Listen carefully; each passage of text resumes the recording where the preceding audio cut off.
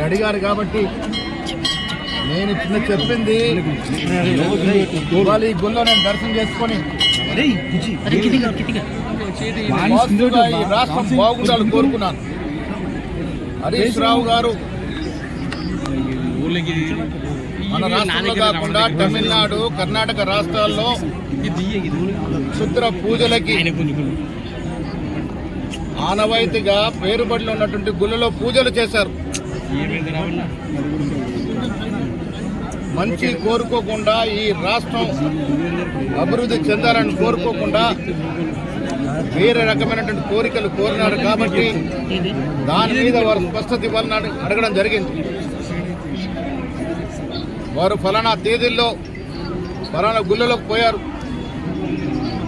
అక్కడ ఏం పూజలు చేశారు, ఏం కోరుకున్నారో హరీష్ రావు స్పష్టత ఇవ్వాలి. ఆయన ఎప్పుడు తిరుపతి వెళ్ళినా, శ్రీశైలం వెళ్ళినా పత్రికతో మాట్లాడతారు. మరి గోప్యంగా ఈ గుళ్ళకి ఎందుకు వెళ్ళినట్టు?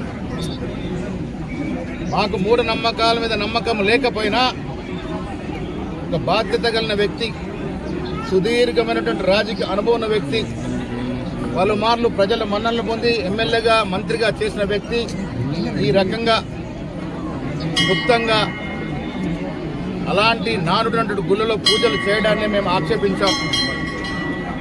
నాకు లీగల్ నోటీస్ ఇచ్చినారు. సరైన సమయంలో జవాబు చెప్తాను.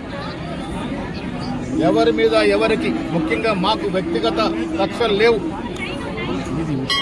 రాష్ట్ర ప్రజల అవసరాల దృష్ట్యా, రాష్ట్రం యొక్క అభివృద్ధి దృష్ట్యానే మేము మాట్లాడుతూ ఉన్నాం.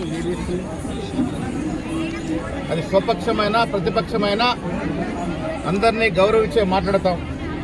కానీ ఇలాంటి పూజలు రాష్ట్రానికి శ్రేయస్కరం కాదనే మాట మాత్రం నిన్న చెప్పడం జరిగింది. దానికి వారు లీగల్ నోటీస్ ఇస్తున్నారు, దానికి జవాబు ఇస్తాం.